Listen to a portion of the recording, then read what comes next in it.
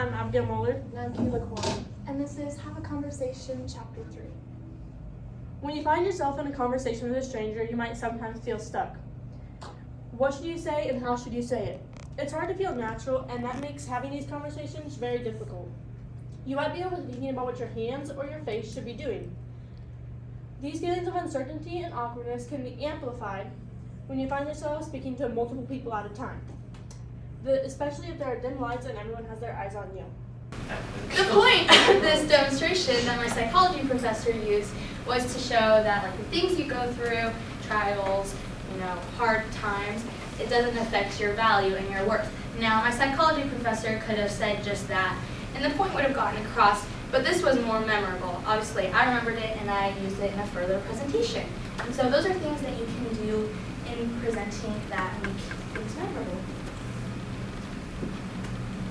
So let's talk about who we are. So my name is Magnus Fulton. I'm a high school student at West Valley High School. I'm a junior, and I'm also a running start student. And anyways, I'm really excited about teaching you guys all the importance of novelty in a presentation, because when I was down at the high school, I had a professor who taught an environmental science class. He taught a fascinating subject, but he did the same thing every day, and it was completely predictable, and after a while, it just all started to run together. I want to teach you how to make your presentations memorable. I'm Riley Gowen, and I'm also a junior at SELA, doing Learning Start, and kind of the same thing when professors or presenters or just teachers make things memorable, it makes everything that you're learning about more impactful. And my name's Anna Hull. I am a junior at Eisenhower. And I don't really know why we're doing this slide, but we are, so. My name is Eli, and I'm a junior at West Valley High School, and I think that this is important for people to know because it helps you get better grades because the teachers remember your slides and your presentations, which is important. That's all. It's not, I look like My name is Luke, and I'm also a junior at West Valley High School, and today we're going to be presenting Chapter 4 from Topic 10, Teaching You Something New.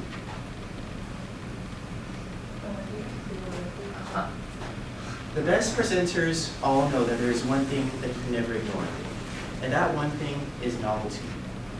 So today, next slide. Today, we're going to teach you how to become a better, more memorable public speaker by teaching you how to captivate your audience using new ideas and fresh perspectives.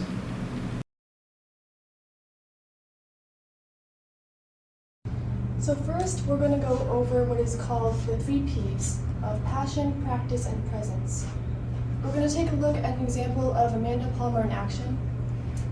Next, we're going to take a look at the 4 elements of verbal delivery, specifically pace, or also known as rate. We'll delve deeper into this topic by viewing examples of people, including Tony Robbins and Dr. Jill Bolt Taylor. Next, we'll take a look at positive body language and negative body language, as well as solutions to those negative body language problems. We'll wrap up with a Q&A, which you might want to pay attention to because we may or may not have a special treat for those who answer correctly. And then we'll end with something further to think about.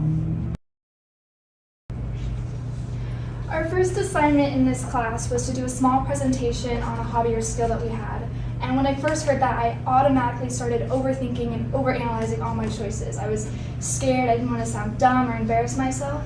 And so when the time finally came for me to present, I spoke too fast and I avoided eye contact. And that was because I was nervous. And that's why having a conversation is important. There's a great quote in Talk Like TED, and it's on page 80, and it says, "The first step requires the person to identify what she is passionate about and how it connects to her message. The next step is to practice, practice, practice. Only until these first 2 needs have been met will true presence come to the surface." A great example of this is Amanda Palmer.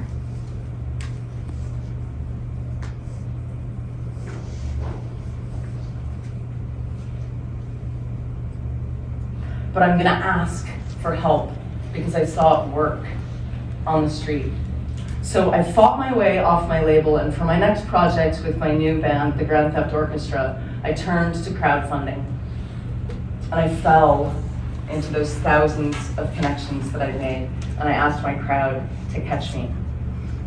And the goal was $100,000. My fans backed me at nearly 1.2 million, which was the biggest music crowdfunding project to date. And you can see how many people it is. It's about 25,000 people. And the media asked, Amanda, the music business is tanking and you encourage piracy. How do you make all these people pay for music? And the real answer is, I didn't make them.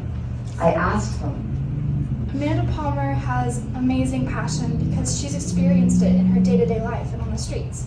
And she's confident because she's practiced every opportunity she's gotten to.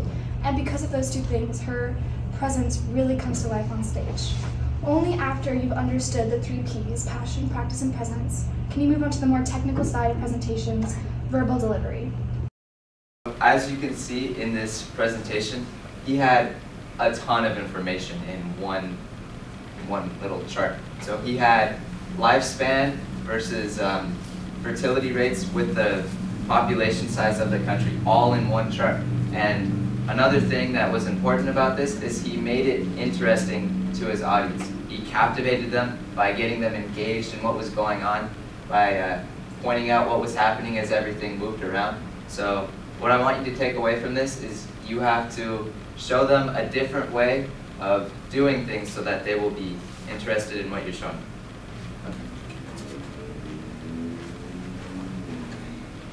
Now Seth Godin here shows that this idea of making something new from a new perspective or something completely new is not just applicable to giving a presentation, but it's also applicable to the market too. You know, earlier on in some of his presentations, he talks about this concept that he calls the purple cow analogy, which is, you know, you see it, you're driving down the road, you see a cow, whatever, cool, it's a cow. But if you see a purple cow, now that's pretty attention-getting. You're going to make a remark about that. And he has a very similar thing that he wants to make here too, that if you are able to show something from a new perspective, that idea, that product, if you will succeed in that marketplace of ideas, if you will. Here's what he has to say. The ideal rate of public speaking, studies show that 150 to 160 words is the ideal rate for audiobooks. Part of the reason why audiobooks start at a lower pace level is because viewers can actually see the lips moving or facial expressions from who's ever speaking. Tony Robbins is a good example of pace and speaking.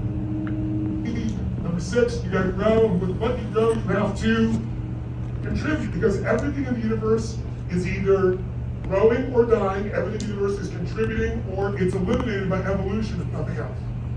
We're made for.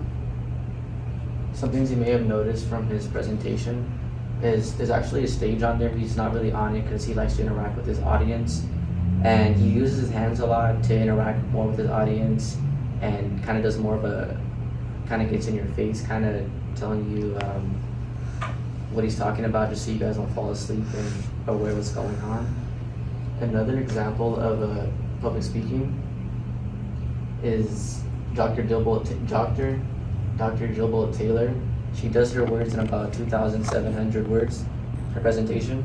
And the normal range for a presentation is about 3,000 words. Part of the reason why her presentation falls shortly underneath that is because she builds in slow,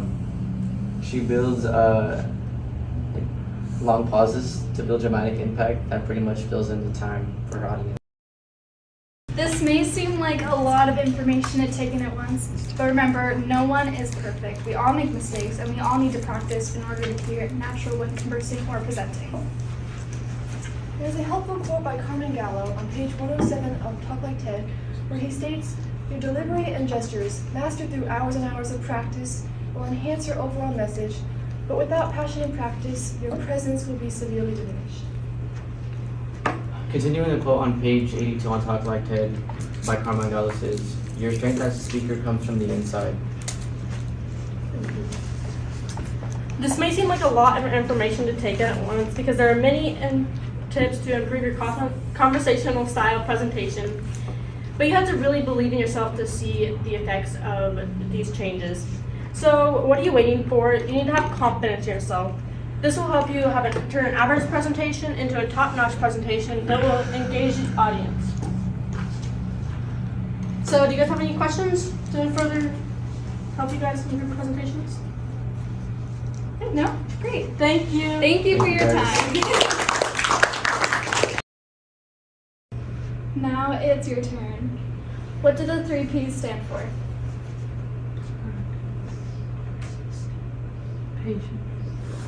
Passion, present, and practice. Yeah, exactly. Okay. Here. Nice. Yeah. All right. For the next question, there are 4 elements of verbal delivery: rate/pace, volume, pitch, and pauses. What is the most important? If anybody Anyone know? remembers. Rate/pace. Yup. You're that. Okay. For the next question, why are audiobooks recorded at a slower pace level? Yeah. So they have a pause so the listener can imagine their facial expressions and Yep. Yeah. So they can see your facial expressions and your eyebrows and everything. See what I'm talking about. What is positive body language called? It's the easiest one. Anyone know?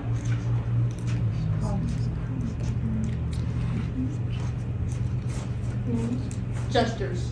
I talked about it using hand gestures. And then the final question. What can you do to fix negative body language? And if you need a hint, it's the common solution to all 3 problems. videotape yourself. Yes. You guys are good.